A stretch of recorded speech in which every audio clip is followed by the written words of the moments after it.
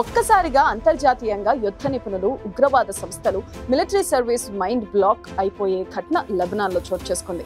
ఒకేసారి కొన్ని వేల పేజర్లు పేలిపోయి ఇజ్రాయెల్కు వ్యతిరేకంగా పోరాడే దాదాపు 3000 మంది హెజ్బుల్లా ఉగ్రవాదులు తీవ్రంగా గాయపడిన సంఘటన ప్రపంచవ్యాప్తంగా కలకలం సృష్టించింది. ఇందుకు టెక్నికల్ డిఫెక్ట్స్ ఎంతమాత్రం కారణం కాదు, పక్కా వ్యూహంతోనే జరిగింది. ఇజ్రాయెల్ గూఢచార సంస్థ మొసాద్ సభ్యులే ఈ ఘటనకు స్క్రిప్ట్ రచించి అమలు చేశారు. మనకు తెలిసి అతి చిన్న దేశమైన ఇజ్రాయెల్ దాడులు, ప్రతిఘటన, రక్షణ, నిఘా విషయంలో టెక్నికల్ గా ఎంతో ముందంజలో ఉంటుంది. పైగా తమ దేశానికి నష్టం చేసే ఏ దేశాన్ని, ఏ సంస్థను అది సహించదు, కసిగా కౌంటర్ చేస్తుంది. ప్రస్తుతం అదే జరిగింది. ఈ ఘటనలో ఇప్పటికీ 12 మంది వరకు మరణించారు. మొబైల్స్ ఆధారంగా ఉగ్రవాదుల జాడ తీయడం ఇజ్రాయెల్ కు వెన్నతో నేర్చిన విద్య.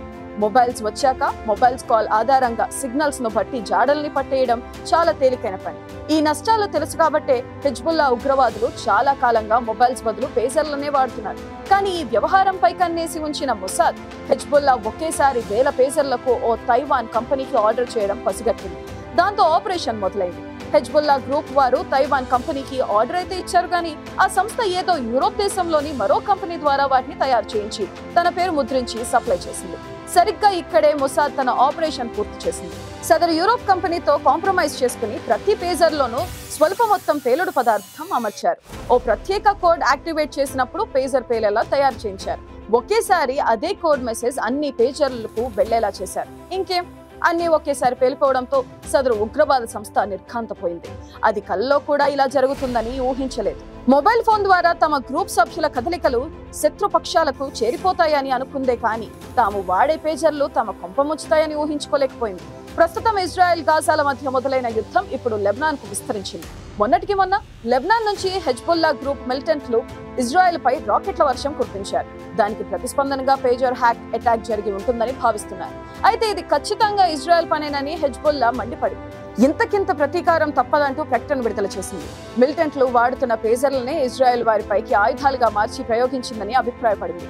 అత్యాధునిక టెక్నాలజీ సాయంతో అవి ఏకకాలంలో పేలేలా చేసిందని చెప్పుకొచ్చింది. అయితే దీనిపై స్పందించేందుకు ఇజ్రాయెల్ నిరాకరించింది. ఈ అనుకోని ఘటన కారణంగా జనం ఇప్పుడు తమ జేబుల్లోని మొబైల్ ఫోన్ వంక భయంగా చూస్తున్నారు. అంటే తమ కదలికలు ఎవరో చూస్తున్నారని కాదు, అది కాని పేజర్లు పేలినట్లుగా అవి కూడా పేలితే షర్టు జేబు కింద ఉన్న గుండె సంగతేంటని గాబరా పడుతున్నారు. రాబోయే రోజుల్లో ఉగ్రవాదంపై దాడికి టెక్నాలజీ ఎంత బాగా ఉపయోగపడుతుందో పేజర్ల పేలుడు ఘటన అద్దం పట్టింది. జనం తప్పనిసరి క్యారీ చేసే ఎలక్ట్రానిక్ పరికరాలను బాంబులుగా మార్చేయాలనుకున్న ఆలోచనే బాంబు కన్నా ప్రమాదకరమైందని అంటున్నారు నిపుణులు. వేలాది క్షిపణులను గాల్లోనే పూచిక పుల్లల్లా ధ్వంసం చేసిన చరిత్ర ఇజ్రాయెల్ సొంతం. ఈ నేపథ్యంలో పేజర్లను బ్లాస్ట్ చేయడం దానికి లెక్కలోకి రాదు. అచ్చం అమెరికాలో జరిగిన 9/11 ఘటనను తలపించిన పేజర్ అటాక్ ఇప్పుడు ప్రపంచవ్యాప్తంగా చర్చనీయాంశంగా మారింది. శత్రువులను టార్గెట్ చేయడానికి గ్యాడ్జెట్లను కూడా హ్యాక్ చేసి వాడుకోవచ్చని కొత్త సంగతి ఇప్పుడు బయటపడింది. ఎందుకైనా మంచిదని మొబైల్ ఫోన్, ల్యాప్టాప్, ట్యాబ్లను సాధ్యమైనంత దూరంగా పెడుతున్నారు.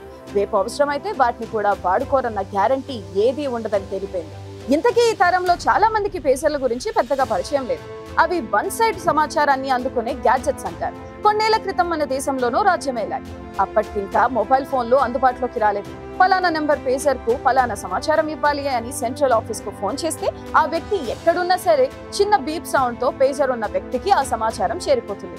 ఇంటర్నెట్ అవసరం లేకుండా రేడియో ఫ్రీక్వెన్సీని ఉపయోగించి సందేశాలను అందుకుంటుంది. వీటిలో కూడా అనేక రకాల పేజర్లు ఉన్నాయి. ఉదాహరణకు న్యూమరిక్ పేజర్లు కేవలం సంఖ్యలను మాత్రమే చూపుతాయి. వాటిని సాధారణ కమ్యూనికేషన్ కోసం ఉపయోగిస్తారు. ఆల్ఫా న్యూమరిక్ పేజర్లు కొన్ని అక్షరాలు, నెంబర్లు రెండింటినీ ప్రదర్శించగలవు. తద్వారా సందేశాలు మరింత వివరంగా పంపించడానికి వీలవుతుంది. ప్రస్తుతం మాత్రం చాలా తక్కువ మంది మాత్రమే ఈ పేజర్లను ఉపయోగిస్తున్నారు. పేజర్లను లిథియం బ్యాటరీలతో రూపొందిస్తారు.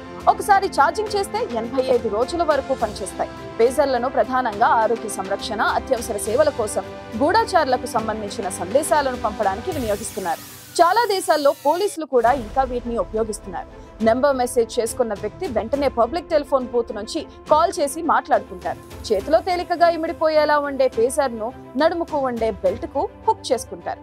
అది శరీరంలో కీలక ప్రాంతంలో ఉండటం వల్ల పేలుడు కారణంగా శరీరానికి జరిగే దారుణమైన నష్టం జరిగిందని చెబుతున్నారు. ఇజ్రాయెల్ నిఘా నుంచి తప్పించుకోవడానికి ట్యాపింగ్ బారిన పడకుండా హెజ్బుల్లా ప్రతినిధులు వీటిని ఎక్కువగా ఉపయోగిస్తున్నారు. ఈ విషయాన్ని గుర్తించిన ఇజ్రాయెల్ గూఢచార సంస్థ మొసాద్ పక్కా ప్రణాళికతో ఆ పేజర్లనే బాంబులుగా మార్చేసి పేల్చినట్టు అంతర్జాతీయ మీడియా కథనాలు వెలువడుతున్నాయి. హెజ్బుల్లా ఆర్డర్ చేసిన 5000 పేజర్లను తయారు చేసిన తైవాన్ కంపెనీ గోల్డ్ అపోలో ఈ ఏడాది ఆరంభంలోనే వీటిని సరఫరా చేసినట్టుగా లెబనాన్ భద్రతా వర్గాలు చెబుతున్నాయి.